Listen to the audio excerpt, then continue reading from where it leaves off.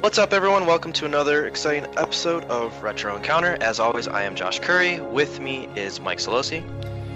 Hey, everybody. And Chris Gebauer. Hello, friends. We are here to talk Acts 4 and 5 of Diablo III. Act 4 being the final chapter of the final game, and then we'll get into a bunch of Reaper of Souls and how it made the game better. I think we can all agree on that. And so last episode we talked about the first three acts. Now we'll wrap up everything and talk about how Diablo 3 turned into the behemoth of greatness that it is now. Yeah, it's really, really remarkable, the differences between vanilla Diablo 3 and Reaper of Souls Diablo 3. We went into it a little bit on the first podcast, talking about how the sort of the format and difficulty modes changed, but there's still definitely more to talk about on that front. It's a totally different game now, and I would not be playing Diablo 3 regularly every couple months like I am now if it was still, similar to the original release. But thankfully that's not the case. Yeah, there was Mike and I slightly were arguing before we got this going about what there was to do after you finish the main, the base game. Right. And I was just kind of saying, I was like, all right, well, I beat it on this difficulty, turn the difficulty up, restart game. Turn difficulty up, restart game. Wait, you're talking about original release or Reaper of Souls? Original release. Oh, okay. I thought you were saying in that conversation before that there was nothing to do after you beat the game in Reaper of Souls. Oh no, there's all sorts of stuff. Yeah, okay. Too much. Yeah, no, not too much. It was just one of those things that I didn't talk about this last episode. This is the only game that I have ever fallen asleep while playing a game, and I know that comes across as like, oh, that sounds terrible. It's so boring. I would play to the point of literal exhaustion. And then Okay. I'd be like online, collapsing in your chair, and somebody would be like, Josh. I'm like, what? And like, you must have fallen asleep. You were running into a corner. I'm like, oh. Okay. And you wipe the sleep out of your eye, and you just keep going. Okay, I'm not sure I've ever fallen asleep while playing Diablo 3, but I've fallen asleep while playing games plenty of times in the past. But that's mostly because it's 2 a.m. I was in my late 20s or early 30s, and I just should not be up at 2 a.m. Oh, I fell asleep a couple weeks ago in my bed playing Trails of Cold Steel. And it's not because Trails of Cold Steel is bad. It's a great game. It's just I probably shouldn't have been playing it in my bed at 2 a.m. I feel like I should just let the conversation go of Cold Steel. Basically, I'm an old man that shouldn't play Vita games in bed is the problem. At 2 a.m. Possible. That's okay. Or it's maybe okay. just Josh can't even play in chairs, so you're fine. That was a couch. Oh, okay, sorry, couch. He fell asleep on his couch. Yeah. So, which is chair is hard to fall asleep in. I feel like you're up. I think a recliner is like the easiest thing to fall asleep in. Well, then you just know not to recline though. But in a couch, you just kind of slowly shimmer down into. Get enveloped in the comfort, yeah. Yeah. It happens. Shimmered? Okay, that's an interesting choice of verb. But anyway, yeah, we both have problems sleeping playing video games, me more than you. But Diablo 3 is exciting enough, at least in its current incarnation, that it's not a game that I typically think of falling asleep to. No.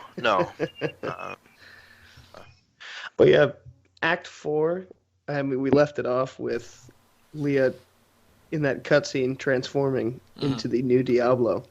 Right. And looking ever so badass. And then we show up in heaven. And it's awesome. And it's one of my favorite acts, artistically. I love what they did with heaven. It's so cool. It's for sure my favorite act to play of base Diablo. Yep.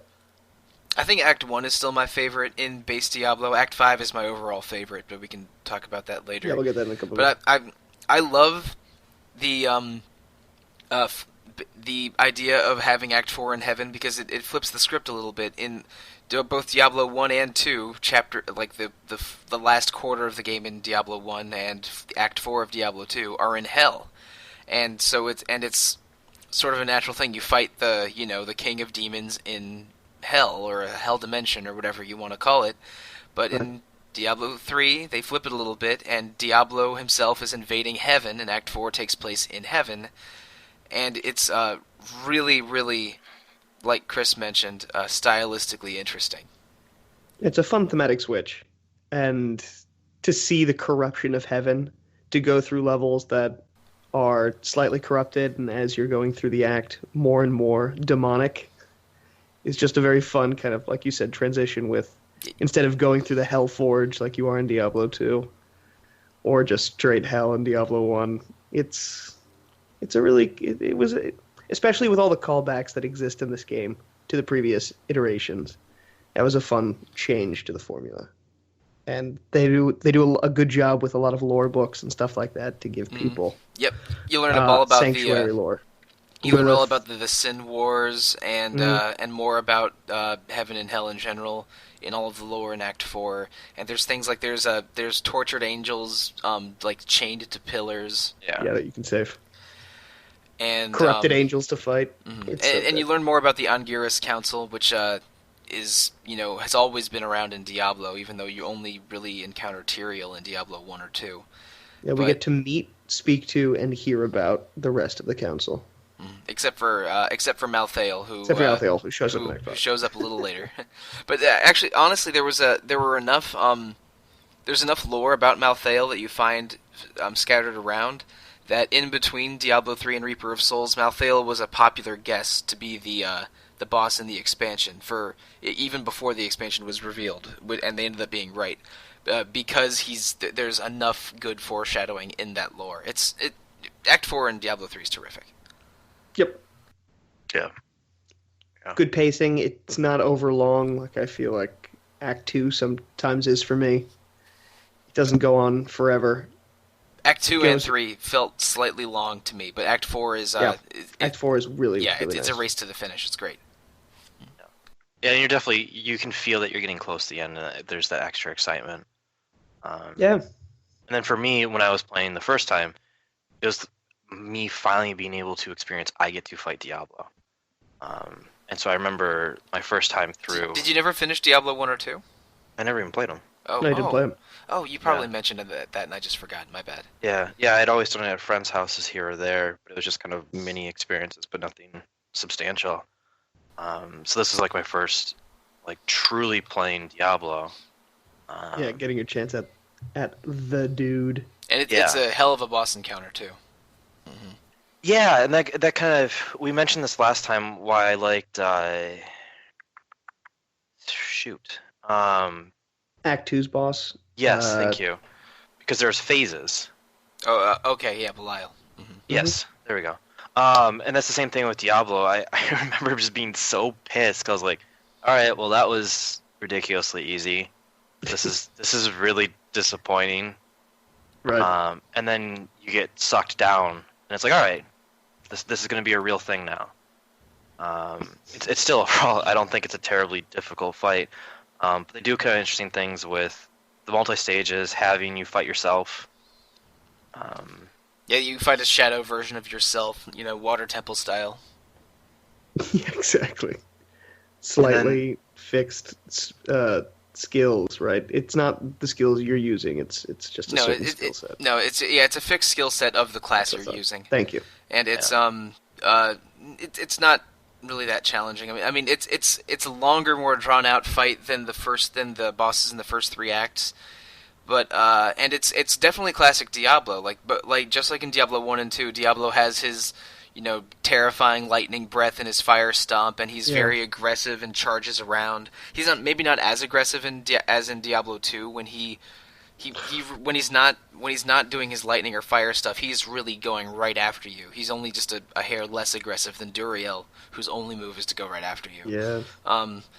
But it's the Diablo 4 encounter is staged really well. I think that the sort of like Diablo 3. Sorry, yeah. In Diablo 3, it's staged really well. I think that the sort of leaner silhouette of the Liablo version of Diablo looks great.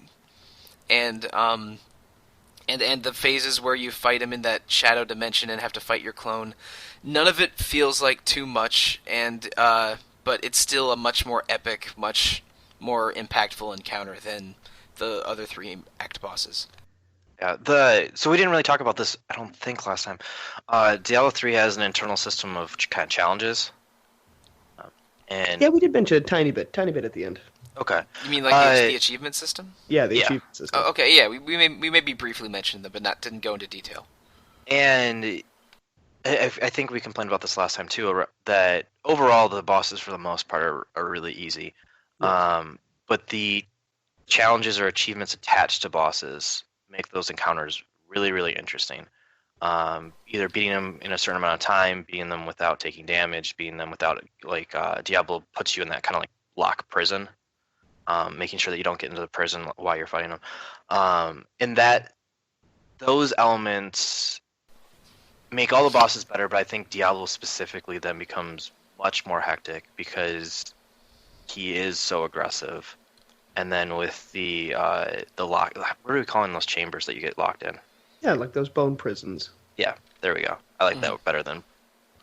So the bone prisons, like trying to go through not getting damaged while not getting into that bone prison, while also trying to beat Diablo in a certain amount of time, all of a sudden makes an epic fight. You actually, like, there's a lot of tension to it as well. But Bone Prison is a necromancer skill in Diablo 2. But it's it absolutely works. Yeah, it's an apt name. But Josh, you're right.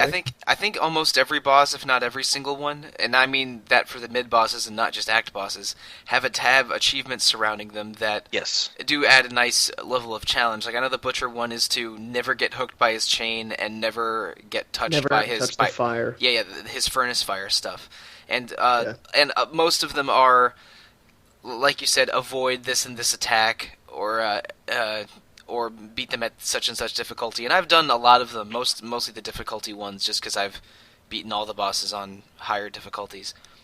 But it almost makes it it feels like an East boss, or maybe even like a shoot 'em up boss, like an Ikaruga something, where it makes you think of dodging and movement much more than just attacking. Yeah, just to get your damage in. Yeah, when you're going for those achievements, and they're fun to pursue, definitely. And Blizzard is, all of your achievements are very easy to track and visible on your profile.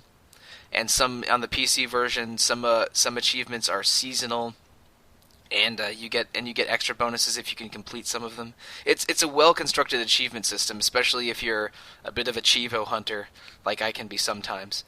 Yeah, but Diablo, and also by extension the Butcher, with how aggressive they are, it makes some of those much more difficult. Yeah, and like as opposed to Asmodan, who moves around a little bit, but is mostly just consent to stay in one place.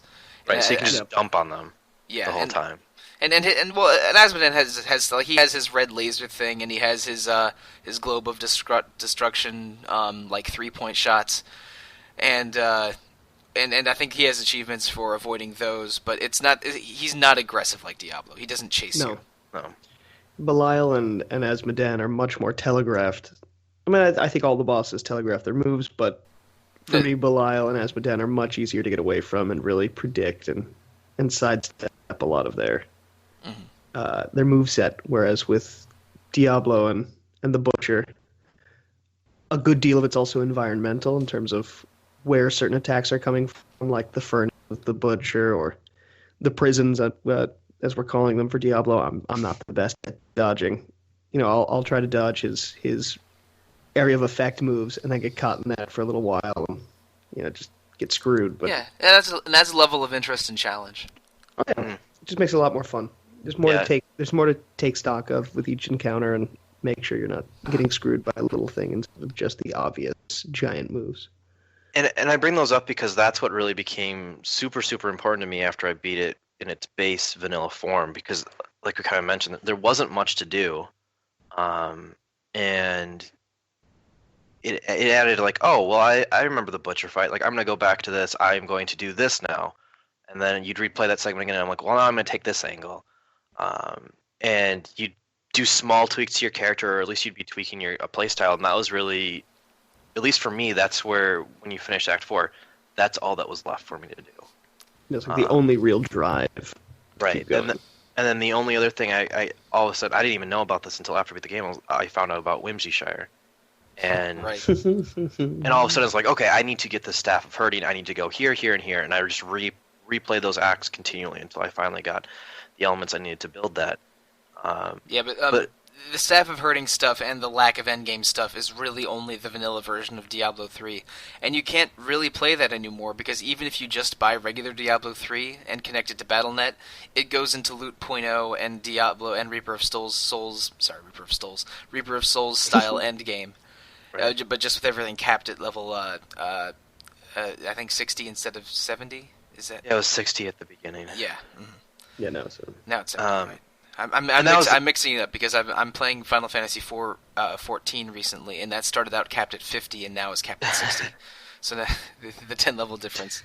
Mixing too many RPGs. You're officially way part too of the many. RPG family now that you've started that. Dude, it's good. We won't talk about that here. I like it so much. I think I want to do a bonus round on it in 2017 sometime. But it's that's a talk for another time. Yeah, once again. Yeah, and so I guess. But the with tragic... Windshire, it's weird because I never really did the Staff of Herding when I played vanilla. Oh. I knew it was a thing, but I was so burnt out after that first playthrough. Yeah, I never did it either because I didn't start playing Diablo 3 in earnest until after Reaper of Souls came out. But I think it's their version of the Cow King's realm from Diablo 2. It's that, and also a nod to everybody complaining when it first came out that it was their art style too cartoony. Yeah. Yeah. So it's a super wonderful in joke. Yeah, people were complaining that they saw a scene from I think early, like the middle of Act 1 when you go through the Highlands, which is basically sort of an open field, but it's not nighttime. You can see a little bit of water and light because it's it's like a highlands area during the daytime, and they were complaining that it wasn't dark and atmospheric enough, which was ridiculous because Diablo 3 has pretty terrific art style. Yeah, it looks more like Warcraft 3 than it looked like Diablo 2, and that lack of art style differentiation for the series upset a bunch of people early on when it was just teaser trailers and concept art. And for another counter example,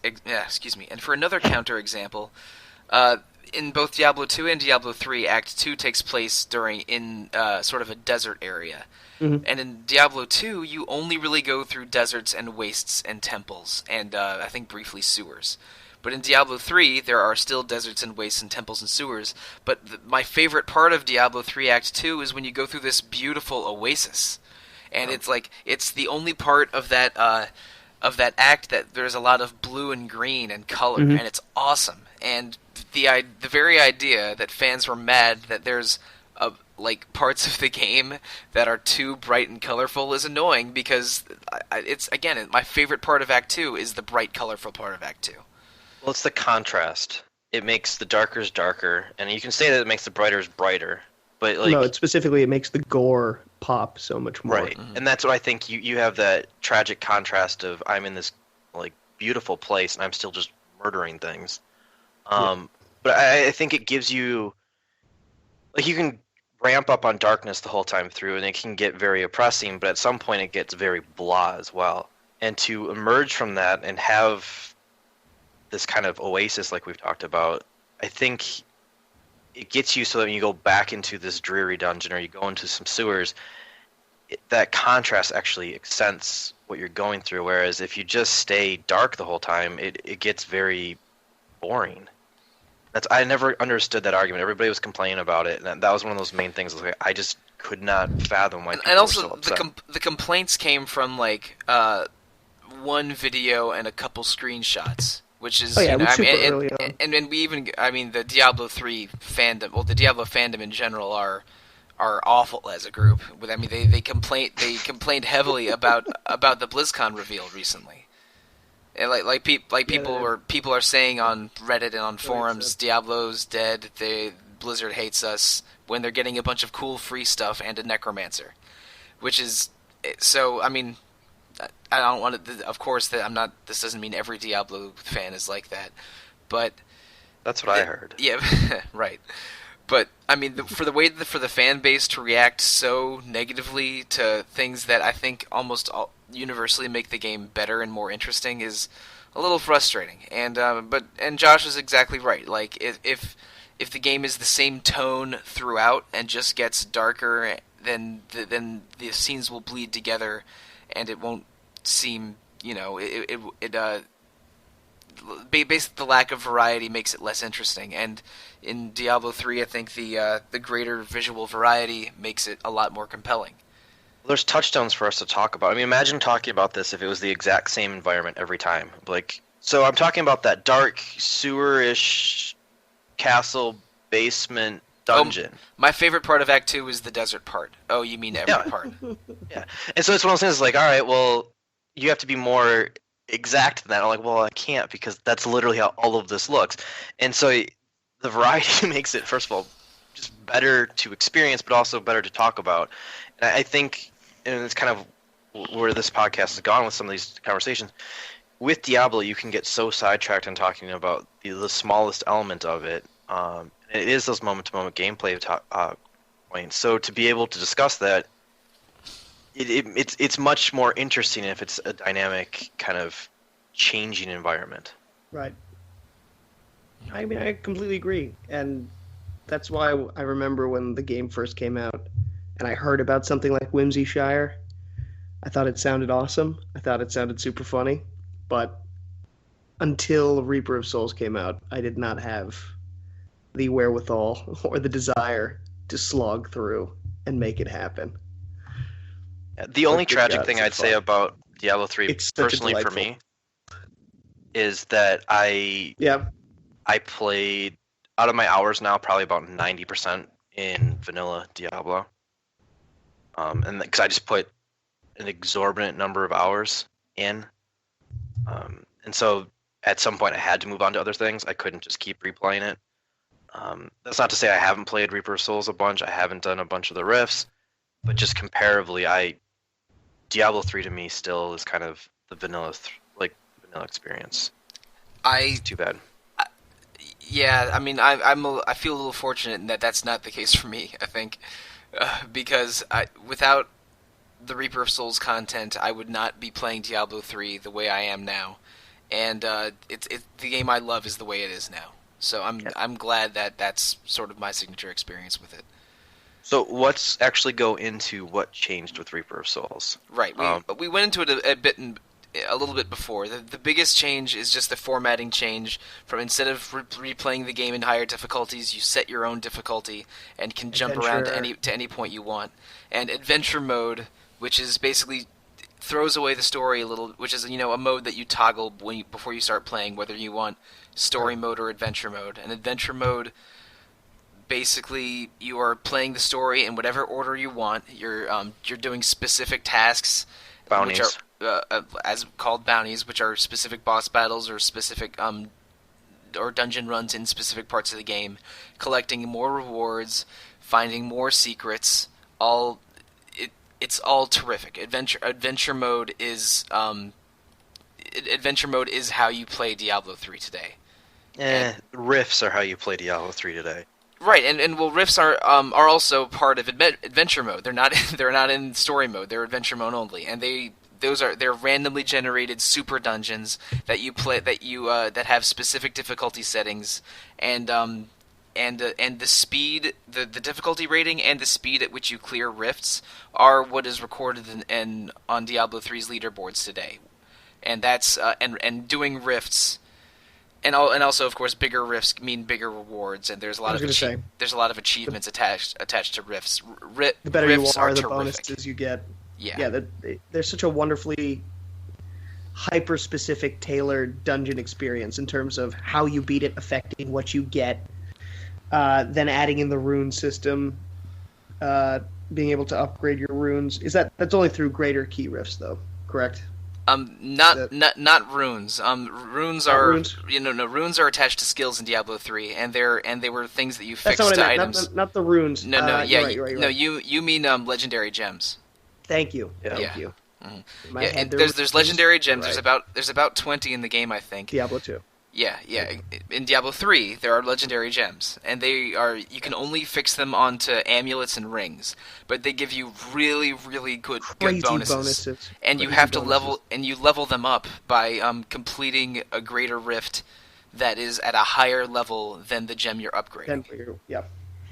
It's and there's so a chance there's a scaling. Yeah, and there's a chance of failure that increases if you're not at a high enough rift. But it's But that's only one end game customization thing. Like yeah, exactly. It's only one. Yeah. The bounties drop special crafting items, and you use those crafting items to make special crafted legendaries, and for recipes in Kanai's cube, which I think we'll probably talk about soon, right? Yes. Yeah. Yes. Yeah, and the stuff that you can do with those is insane. Like should we talk about the cube now? I guess. Go ahead. Let's talk about Act 5 because we find it in Act 5. Okay. Well, no. Technically, you find it in Act 3. Yeah. It's an adventure mode only special zone in Act 3. Yeah. Yes, but it's adventure mode only. That's what I meant. Yes. You gotta wait till you beat the game before you can get there. So do we want to talk about the cube, or do we want to talk about Act 5? Act 5. That's what allows all this to happen. Okay. Okay, Chris. I think Act 5 excited. I am. I think Act 5 is the best act in the game. It yes. It has tremendous visual interest. It's pretty long. I think it's maybe the longest act, although I'm not totally sure about that. And it felt like the longest act. But there's so much lore and extras hidden in Act 5 that it puts the other acts to shame. Like the first two segments of it take place in town areas in Westmarch. One that's one town area that's being haunted by reapers, and one that's on fire and also being haunted by reapers. But we should mention a little. I'm going to talk about the story surrounding Act 5 briefly, a little bit. Is that okay with you guys? All right, that's fine. Go ahead. Okay, so Act 4 ends. Log away, my man. Act 4 ends. All of the demons are trapped in this black soulstone thing that Diablo used to give himself the power of all seven. When suddenly, Malthael, the angel that you've heard about in Act 4 but has been missing for several years, appears, and instead of being a heavenly angel, he is now a dark-robed angel of death who can steal the souls of humans by just with a wave of his hand and turn them into reapers, which are these ghost-like beings that also harvest the souls of humans. And so he takes the black soul stone away from all of the from Tyrael and his allies, and he appears to be just killing and killing as many humans as he can. And his reasons are unclear at first, but it eventually is clear that he's going to try and use a ton of human souls and the Black Soul Stone to simultaneously kill every single human in the world, because he views humans who as a bit of a blight. That because the demons can corrupt the humans and use the humans to return to life, and also because the humans could possibly be a threat to the angels, he thinks all humans should just be removed. So that's since humans are the children of both angels and demons, so they have demonic nature in them and all the rest of it. Yes, and he's the angel of wisdom, which is awesome. Yeah, he was the angel of The wisdom. angel of death. Yeah, yes, exactly right. And the first humans were the children of angels and demons. Yes, indeed. And maybe we mentioned this in the first podcast, but I don't remember. But humans that retain some of the powers of angel and demons are called Nephilim, which are like superhumans that are capable of defeating angels or demons. And all of the player characters in Diablo 3 are Nephilim, and it's implied that the player characters in Diablo 1 and 2 are also Nephilim, but I don't think they say that anywhere. Yeah. So, Act 5 is you're in Westmarch, which is a sort of a sort of like a castle town kingdom area. You're fighting these ghostly things called Reapers, and the major stages are 2 town areas, a graveyard, a swamp, a bunch of temples, and then at the end you return to the Hell area in Diablo 2 called the Pandemonium Fortress. Yeah. It was awesome, because Pandemonium Fortress was a fun location in Diablo 2 for very little time, and then you get to go through it again. Yeah, and they add more to it, how it's this constantly evolving space and everything else. Yeah. So again, it's just fun little callbacks and revisits like they have throughout the series with Diablo 3. Yeah, Diablo 3 is really respectful to the lore of Diablo 1 and 2. They're always revisiting it and re-examining it, and in a way that I almost always find satisfying. I still want to know what happened to the Diablo 2 cast, but we can talk about that a little later. But every part of Act 5 is cool. The town areas have dozens of semi-random scenes to visit and homes to visit. There's a conspiracy to murder Westmarch's king by a couple of the nobles, and you can find conspirators' notes and also find the leader of the conspiracy around the middle part of Act 5 and defeat them. There's in the marsh area in the middle of Act 5 where you hunt down Adria, who had gone into hiding. There's something like 5 or 6 temples for a former king named Corvus, and you have to explore around the marsh and find runes to figure out which of the temples is the one that you need to go into. And in the false ones, the ones where Adria isn't hiding, there's a bunch of secret bosses and secret areas and quests there. But most people don't even visit those because they're not the ones you're supposed to go into. There is more hidden content and side content in Act 5 than in any other act, and part of it is because it was a standalone act added in Reaper of Souls, but also it's just, it feels like the most fully realized one, and it has a lot of cool stages and areas to go to. Even the sort of boring graveyard stage in the first third of it has a lot of cool stuff in it too. It's chock full of secrets and extras, the environments are cool, the bosses are cool, or at least Malthael and Urzael are cool. I don't think Adria is that interesting as a boss. But she's just more interesting lore-wise because there's closure on the story from the and you just need to kill her. And you're the player character. Mine was the male demon hunter this time, but they are pissed at Adria. Yep. And it's made very clear that Adria is gonna get hers. She needs to die for the sake of everyone's mindset for all that, so they don't hate themselves. Yeah. And that officially closes the door on every single character in Diablo 1. Because all of the player characters are corrupted by demons and fought as bosses in Diablo 2. All of the townspeople are shown dead, including Griswold, who's a zombie in Diablo 2. Mm-hmm. And Adria and Deckard Cain both die in Diablo 3, so there's no one from Diablo 1 left alive anywhere. I like to think that the guy who was bleeding out outside of the labyrinth, who gave you the butcher quest, I like to think he lives somehow. I know he's split in half. I like and then to think when you come to his corpse later, he doesn't answer, but I like to think he's alive somewhere. I like to think that Farnham the drunk managed to escape and is secretly the architect of every single evil plot in Diablo. Wouldn't that be great? Like the drunk soldier who ran away somehow becomes the ultimate evil. Farnham the drunk is the final boss of Diablo 4. Sixth boss.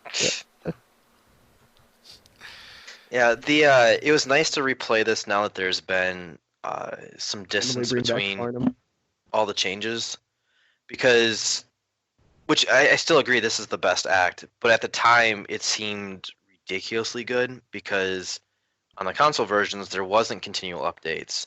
So to go from vanilla to Reaper, there was you barely could fathom all the changes that were being made. Because they changed how some of the enemies were working, they were changing how loot worked, they changed how there was just so much there. And then you throw in the extra levels finally, and then very shortly after that you got into Paragon, right? Yeah. In Loot 2.0, the change that came with the expansion, once you hit the cap of level 70, you gain extra experience in Paragon levels, which you gain very quickly. And Paragon, you spend points that you have in Paragon levels towards small statistical upgrades, like to critical hit percentage, to different defenses. It's basically a second level system that has no cap. I think the current highest Paragon level in Diablo 3 is some dude is at 6,000 or something crazy. But my total Paragon level is so large. My total Paragon level is around 500, I think. I'd have to double check. Wow. It's at every time you play a season, after the end of the season, all of your Paragon levels that you earned in that season roll onto your non-seasonal stuff. So you even if you play seasons on PC, you're not losing experience on your main account by playing in the season. Right. Nice.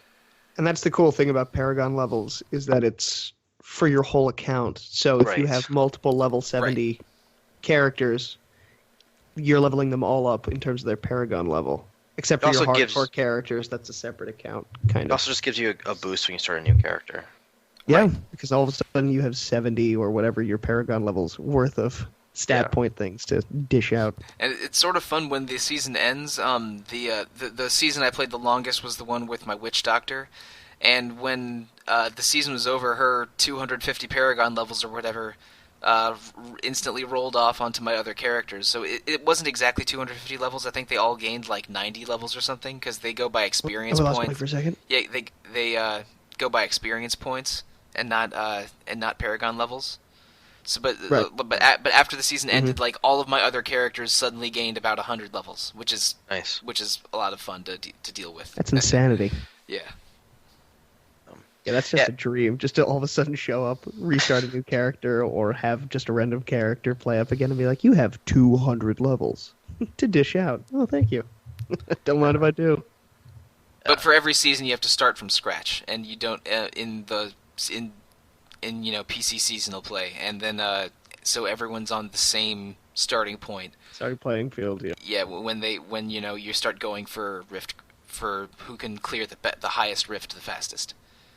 Right. That makes sense. I do like that they let you keep all those bonuses, though. That makes it fun.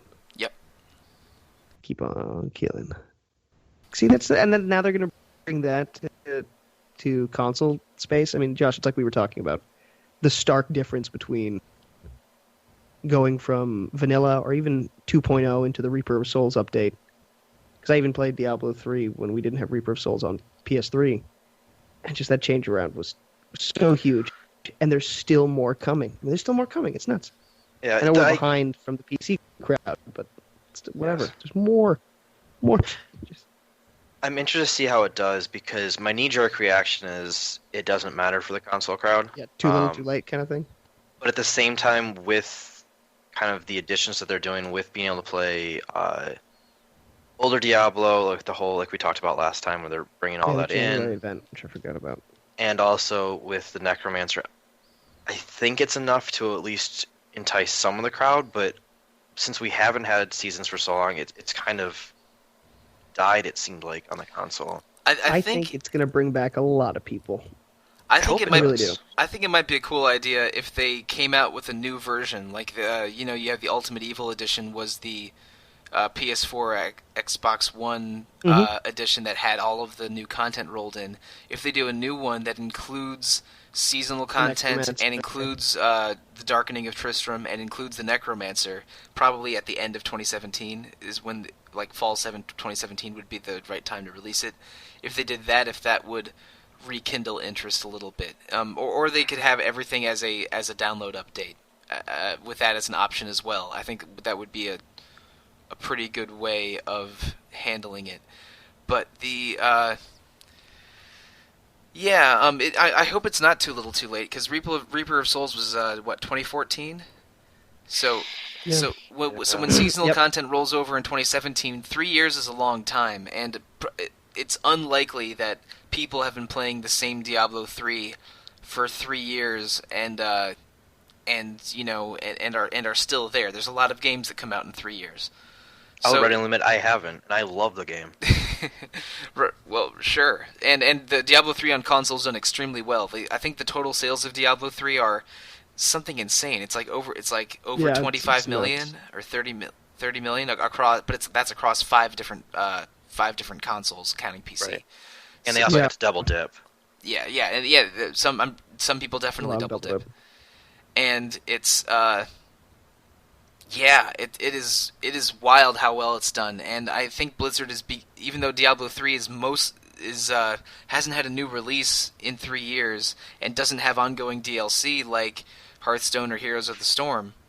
I think Blizzard is still trying to find where the tail is on Diablo 3. What can they do to have it stay relevant and stay revenue stream for them. And I think that a bit of a new look Diablo 3 in 2017 with all these new changes rolling in and seasons coming to consoles could be a shot in the arm, but hopefully it hasn't been too long for the fans.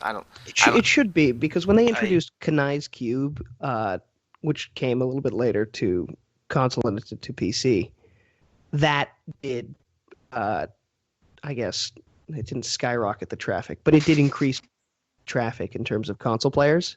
So I think with every small update, they've seen consistent, I guess, returns in terms of people going, oh, there's something new to Diablo. I'll put that in to see if it's still fun. Oh shit, we haven't talked about the Malthael boss fight, and we haven't talked about Kanai's Cube either. What? Oh, there's so much. Just to really talk quickly, about. There's a lot. First, you posed a question before we move on to that. Like, what would it take? I think Diablo 4 is what it takes for console people to get back into it. I think they need a new expansion, and I think there's plenty. Really, that extreme? I think there's plenty that they could do to address that in the expansion.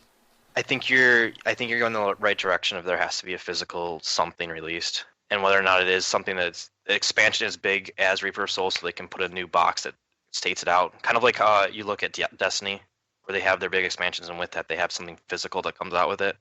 They did that for Street Fighter 4 as well. They did expansions for Super, Arcade Edition, then Ultra. And I think it takes something on that level, or you do a full Diablo 4 for console to be back into it. And I think that's the most disappointing part about all this. I don't think it becomes a big deal. I think there'll be a core select people that play it, but I think they were probably kind of messing around with Diablo 3 still anyways, here or there, and they just turn over to being more consistent players. I think the large audience, maybe they come in, maybe they play the Necromancer, get them up to like 15 or 20. I think they try out some of the new content, and I think they're gone within a week. In a weird way, I think that's kind of probably what they expect. I think most of the changes they make are for that PC crowd. And then, like you said, let's say if 8 million unique copies were sold on consoles across the board, and of course I'm just throwing out random numbers. I'm sure this is so false. So false. But let's say, I'm sure that if a tenth of those numbers are still playing strong, that's awesome to them. And if it brings back, let's say, a couple million more to just dip and buy the Necromancer, then that's a win. Like you said, even if they only go to level 15. So I feel like they're not playing super long game with the console crowd here. I think it is just for the people who really care. If anything, I think they're purchasing I'm sure that they're goodwill. going to take whatever data from this.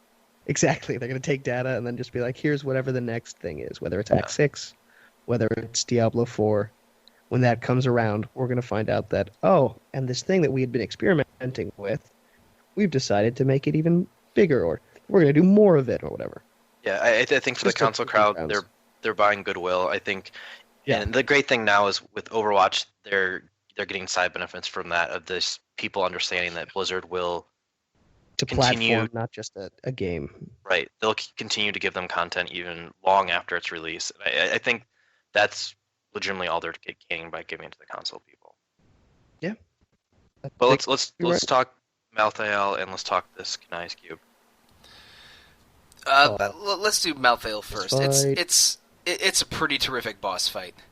I mean, I think he's the most challenging boss in the game, which is, I mean, none of the bosses are that challenging. He's also so cool in design. Yeah, but he's really cool in design. He's agile. He zips around a lot. He has a lot of different moves that can cover the entire board. Towards the end, whenever he leaves an area, he can sort of summon a mist that will deal huge damage to you if you walked through it. Obscene damage. So by the end of the fight, there's mist covering like 2/3 of the screen. He can do moves that throw souls and blades around that cover up huge amounts of the screen. It's sort of like I mentioned how if you're achievement hunting, dodging enemy moves can feel like you're in a shmup or something.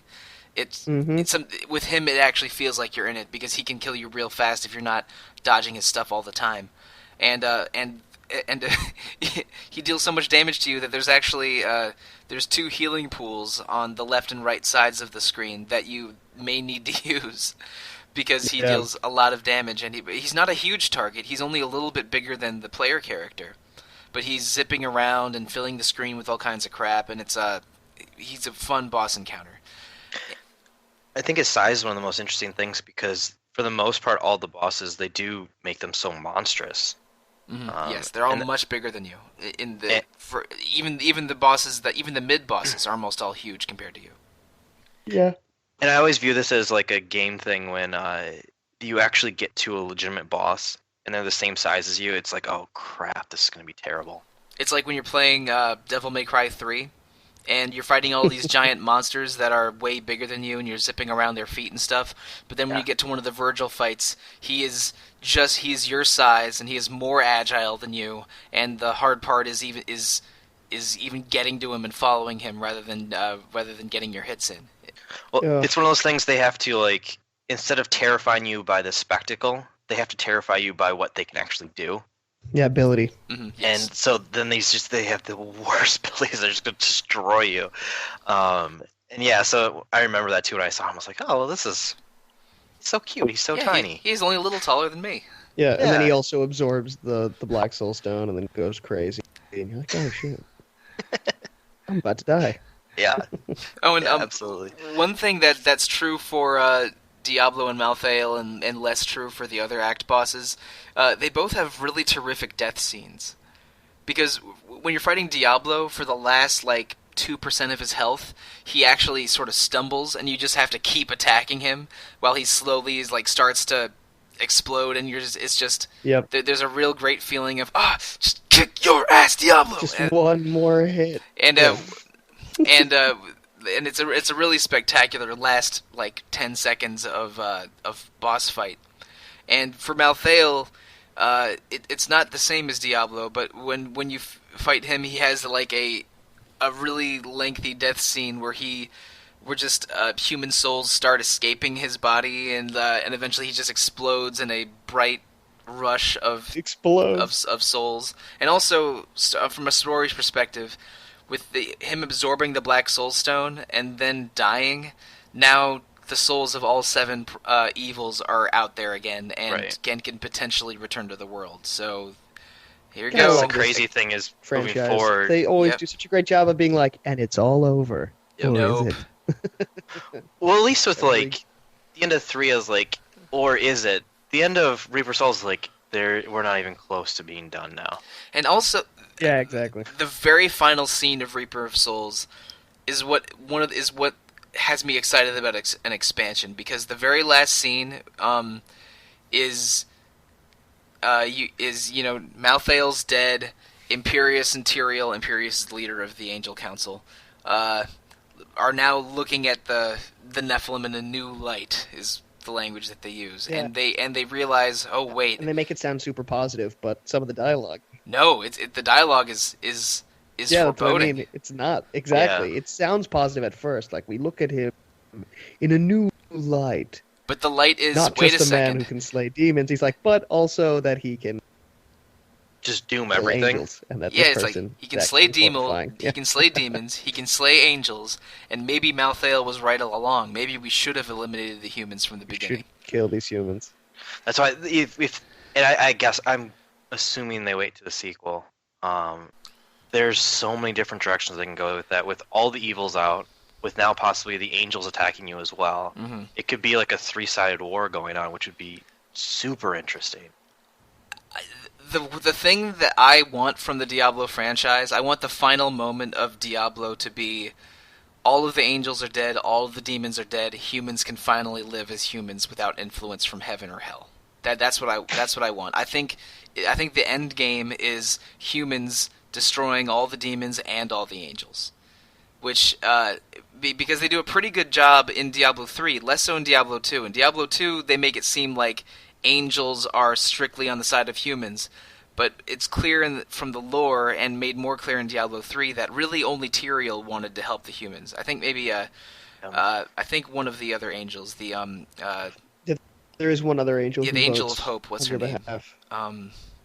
Oriel. Yes. Tyrael and Oriel voted to help humans, while Imperius and Etheriel voted voted against, and Malthael remained neutral. Abstains, yeah. And then, then Tyrael decides to help the humans in Diablo 2, and in Diablo 3 it's made clear that Tyrael is very pro-human, but Imperius is not. And Malthael decides to murder all the humans. So it's clear that heaven and hell are two sides, and humans are caught in between. And I think that to have the final ending of the franchise be humans are tired of being the battlefield anymore and just want to be able to live as humans and wiping out heaven and hell, I think that would be a satisfying ending. And the way that Diablo 3 Reaper of Souls ends, it's clear that Tyrael and Imperius view the Nephilim as threats. And both because demons need humans to... Potential threats. Yeah, because demons need humans to appear on Sanctuary. Sanctuary is the planet that the humans live on. And the humans could potentially wipe out angels. So if there's a new expansion, the things I want from it the most are addressing what happened to the rest of the Diablo 2 cast, because all we know is that the sorceress is dead. And and also having humans finally go fight angels on their own turf is what I want, but I don't know what'll happen if we'll get any of that. Yeah, that would be cool if we could have a wanderer type setup again, except it doesn't have to be someone who's tried to take the soul stone, inside them, like you do at the end of Diablo 1. If it could end up just being like one of the heroes from Diablo 3 ends up being some player king and just dominates the world for being the one who stopped, or it's a council of all the heroes who destroyed, the great evils and now rule the world. And there's a teaser in Diablo 3 that made me think that would happen, because if you play the game as a wizard in Diablo 3, in Act 5 you meet the ghost of the sorceress from Diablo 2, and you also meet the ghosts of the shopkeepers from the Act 4 of Diablo 2, which was a surprise that I wasn't expecting. Oh, nice! Yeah. That's awesome. Yeah, I forget their name. One of them starts with a J and one starts with an H, but I forget their names. Yes. What do you need, champion? Yeah, what do you need, champion? But anyway, Hail to you, champion. But anyway, they mention at this last part of Act 5, if you talk to Lorath and Tyrael near in the town, Lorath mentions that there's something going on Scovos, and a bunch of their agents disappeared. And Scovos, Scovos is the island that the Amazons from. Forgot about that. So that made me think, oh man, are they going to do an expansion or a new quest in Scovos where you meet a bunch of Amazons? That would be cool. So really that'd be cool. Because I love Diablo 2 so much, and I like the idea of the Diablo 1, that all three Diablo characters are corrupted and are bosses in Diablo 2, I want to see what happened to each Diablo 2 hero and have them either mentioned in the lore or explored in the lore or fought as bosses in Diablo 3. I want that a lot, but I don't know if we'll ever get it. Fighting a corrupted queen of the Amazons, that would be big. Right? Or I don't know, because the barbarians have it really rough in Diablo 2. They their kingdom is a crater now. So the Diablo 2 barbarian coming back for revenge and having the spirit of every barbarian ever inside of him or something would be a dope boss fight. That would be super cool. And let's not even think about the necromancer. Yeah, right. How many ways could they go with the necromancer? Because you meet one of his. Make it a mini horde battle. I think you meet you definitely meet one of his students in Diablo 3. He's a minor quest in Act 2, and I think I think that the necromancers that they're adding next year are two other students of the Diablo 2 necromancer. They confirmed that. Have to, right? Right, yeah. So there's so much cool there's so many cool things they could do by revisiting Diablo lore, but I don't know how much of it we're getting. It's the future of Diablo is exciting to me, but I don't know if Blizzard's gonna do anything with it. There's too many angles they could take. There's so many cool angles. Just going back to what we talked about, crazy because it didn't seem like they were going to have that many pathways to go. Sorry, Josh. No, that's fine. My bad. I think it was the BlizzCon episode we were talking about the shorts for Overwatch, and one of the nicest things about that is they're getting such a good reception, and I think they really enjoy doing those. I want to start seeing them use those, that constant drip for Diablo or for StarCraft or for World of Warcraft, because there is so much lore to all of these games, and there's so many cool things, like elements they could be tying into Diablo. Since we're talking about that, let's go this direction. Of let's further show the strife that there is between angels and Nephilim, or let's Right. fill in back gaps where we've heard about these conversations, but let's actually see it.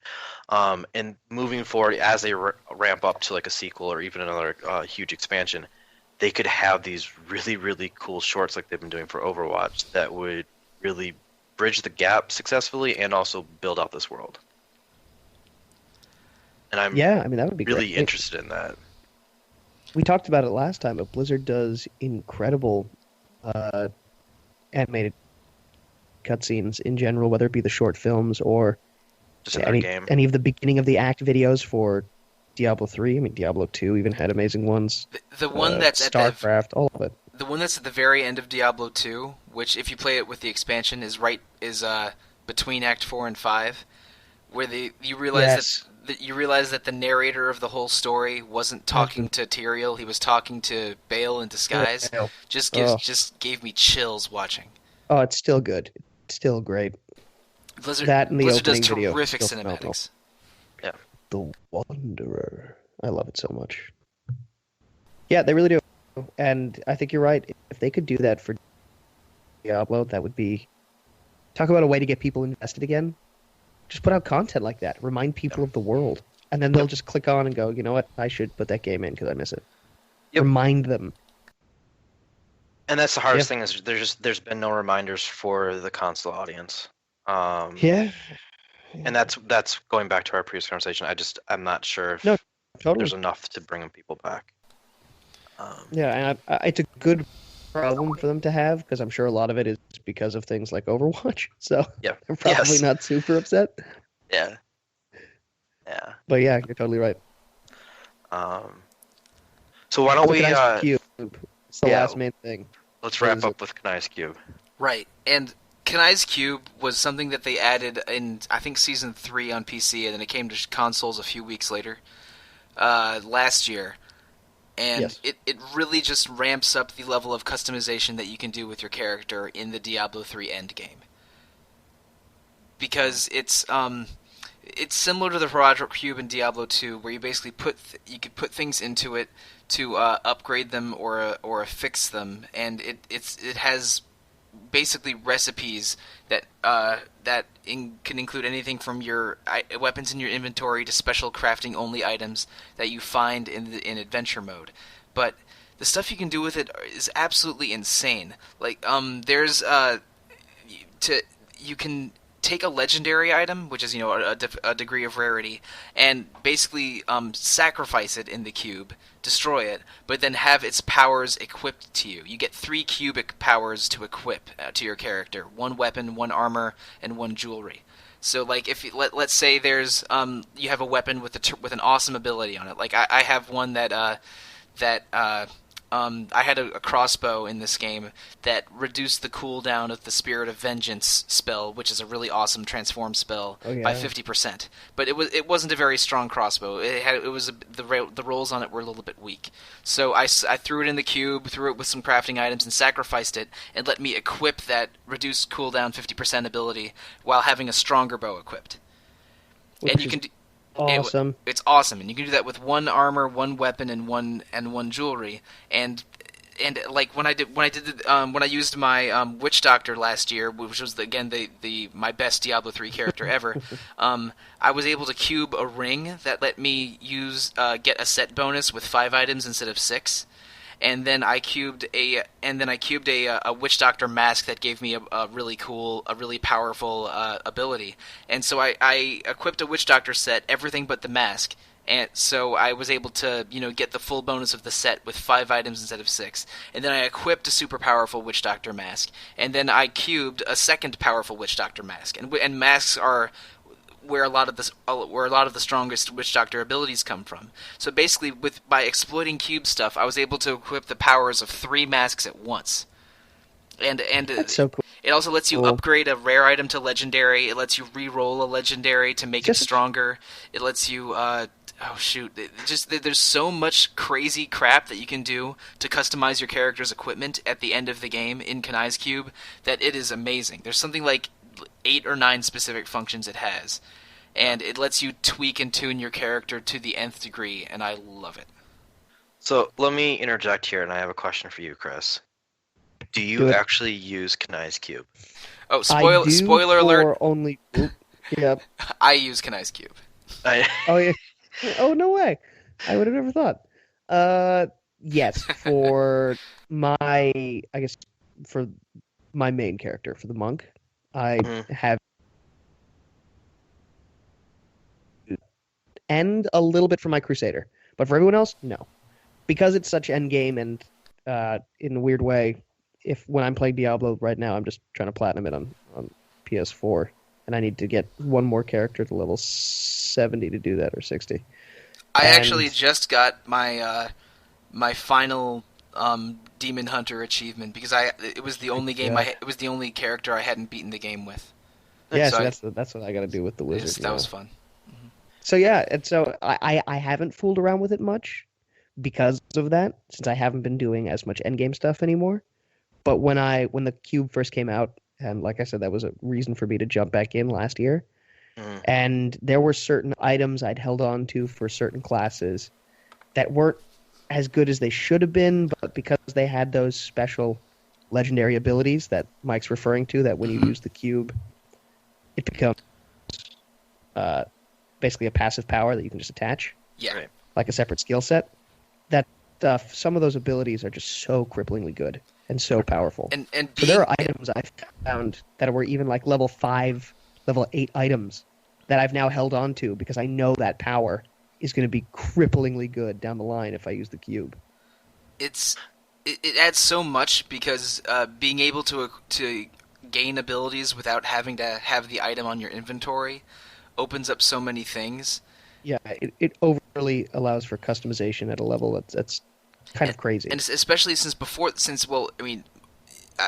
the one exception being the Wailing Host set. The Legacy of Nightmares set. The Wailing Host is one of the items in it. Other than Legacy of Nightmares, which is a whole nother realm, almost every powerful the build in Diablo 3 involves one of these 6 or 7 item sets. And with Kanai's Cube, you can equip items you can equip a full set and also equip the powers of legendary items that would otherwise interfere with that set. And if you use the Ring of Royal Grandeur, that lets you get set bonuses from 5 items instead of 6, which is an item that I referred to earlier, that opens up even more possibilities and basically allowing you to get the most out of a powerful set, but also use abilities from outside it. It is so the Kanai's Cube is one of the most important additions since Reaper of Souls to Diablo 3, in my opinion. I think it opens up customization hugely, and because I love tinkering with characters and experimenting with new abilities, Kanai's Cube opened that up hugely. I love everything about it. And interestingly, Josh, to your point, it's not necessary to really get involved with at all. Unless you're doing endgame grift running. I'm sorry. Grift or greater rift it's slang. Unless you're doing really advanced rift running, it's absolutely not necessary. And you can do very, very high rifts even without touching the cube if you don't want to. And I asked Chris. So I have never used the cube. Mm-hmm. I will make that confession. Because again, kind of like we were discussing earlier, I played a crap ton until they started releasing this stuff, and that was about the time they started releasing all this really cool stuff is about when I stopped. And so when it came out, I went and got my cube. I looked at the cube and was like, that is really complex. Yeah. I've gotten my cube, though, so I'm going to stop now, basically. And then when I came back in for this run, it wasn't even remotely close to being necessary. Yeah. And it goes back to kind of the conversation we were having about console players. It's a shame because I think a lot of that's wasted for them. So I'm happy to hear you actually use it. Yeah, I mean, but to your point as well, not as much as I probably should if I was really invested in the game. Yeah. It's just more, it's a fun addition for me right now, and of the random times that my brother and I decide to play together or something like that, then it comes into play because we're usually running our first characters, my monk and his wizard kind of thing. But that's it. That's the only case scenario where the cube's really ever been useful. The other issue I have is I'm like a person that collects everything. I guess a video game hoarder is a good example, like a good word for it. I have every legendary that I've ever gotten ever in this game in the stash. And I like the act of destroying those, even though I know I'll never use any of them. It like brings me physical pain. No, well the thing is, it doesn't bother me as much because when I destroy an item in the stash and in the cube, it appears in the cube's menu. So it's not gone. It just moves from my stash to the cube item select screen. It's just in the digital cube sphere. I know. Something that doesn't actually exist. But the thing is, I'm not didn't exist before. I'm not bothered by hoarding anymore because if you play a lot of Diablo 3, you get so many items and so much stuff that getting too attached to them impedes progress a little bit. So I understand that feeling, but I've moved beyond those feelings playing Diablo 3. Well, that's the ironic thing is I play lots of games where there's loot, and for my character, I never get attached to things. But I get oddly attached to certain items, or in Diablo 3 for some reason, all the legendary items. I think it's because I was playing back when it was almost impossible to get legendaries. Yeah, exactly. But like I'm oddly attached to these, and like I know it's really really stupid because if it was the difference between I could have this on my character or not, super simple choice. Best items always go in. And you'd think that would kind of correlate to like, all right, let's take these best items that I'm never going to use and make my character 100 times better. And I just like, I can't do it. I need an intervention.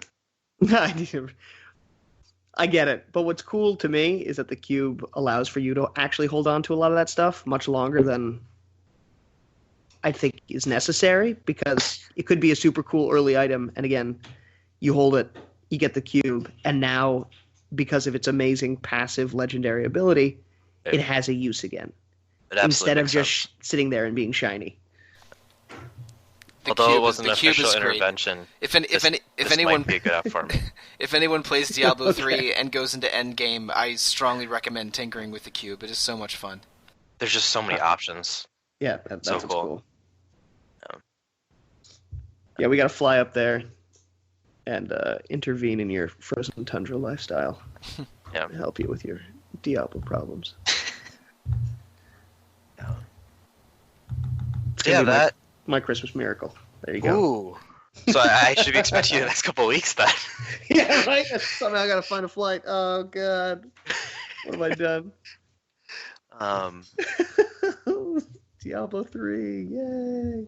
So that's a lot of Diablo 3. The crazy thing is we actually didn't talk about everything. We forgot about the new NPC, the Mystic, that was added. She lets you it basically improve individual items with enchantments and also change your appearance. And like basically you can, if you don't like how your character looks but don't want to change your equipment, you can have any piece of equipment look like any other piece of equipment of the same type to customize it visually. It's really cool. Yeah, it is cool.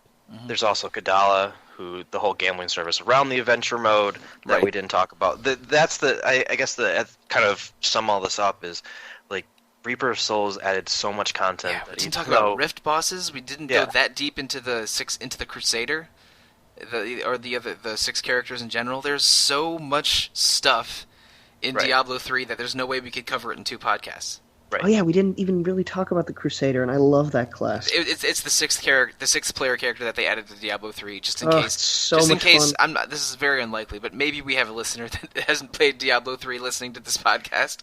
I don't know, but Crusader is a great first character if you've never played. Great solo character too. Yeah, very defensive, a lot of survivability, and a lot of good area of effect stuff for dealing with a lot of enemies at once. Yeah, and that I think that's the perfect way to explain it, though. There's just so much there. There's so much content. And it's an atypical game for what we'd normally cover because we usually focus so much on story. But this is just... No, this is gameplay is king. Yep, and there's so much of it there. There's so much to experience. And there's so many different rabbit holes you can go down while experiencing Diablo 3. Yeah. Yeah, it's basically the very base level of gameplay. The moment-to-moment stuff is fun and has a ton of variety and a ton of potential. And I feel like as long as Blizzard's online services stay up, I'm going to be playing Diablo 3 for the foreseeable future. Not nonstop, like I did when I first started Reaper of Souls for a few months. I'll come back every once in a while. I'll come back once or twice a year, play a new character, mess around with old characters, basically forever. This is my favorite loot RPG of all time, and I play a lot of loot RPGs.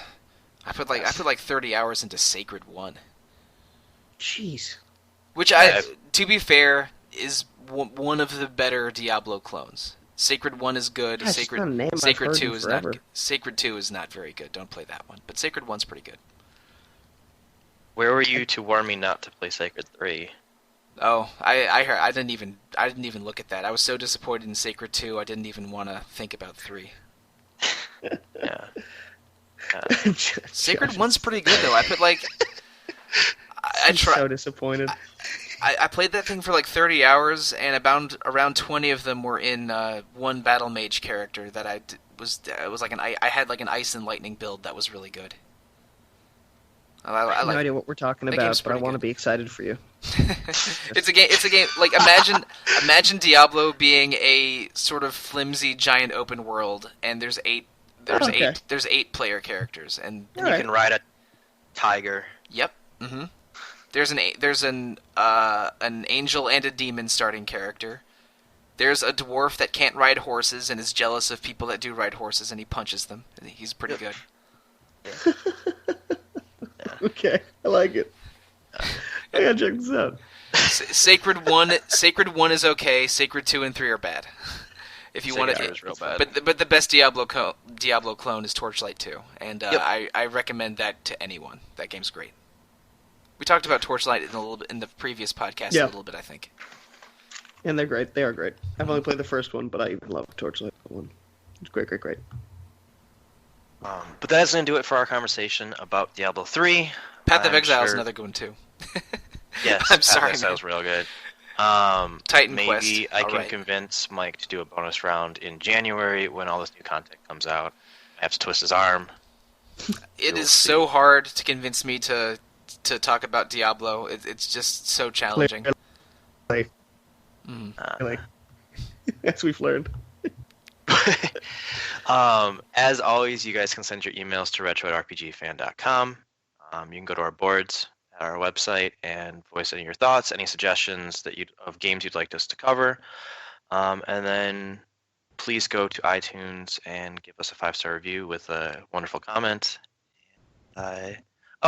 December, or next month, since you guys are always a month off. This podcast is airing in December, but we are going to be playing games in December and posting episodes about them in January. But what games are those, Josh?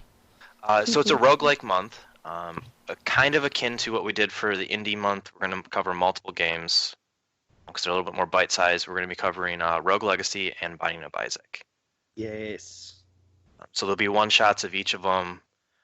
People try to get through them in the time period that they have. Some of us have already beaten all of them, so it'll be fun conversations. It'll be a different type of genre than we usually cover, so it should be really interesting. They're both great. They're both really, really good. I have not played much Binding of Isaac, but Rogue Legacy is super, super cool. I'm excited to hear you guys talk about it. Yeah. So, that'll do it for us here. Thank you for listening, and we look forward to having you come back in. Bye, friends.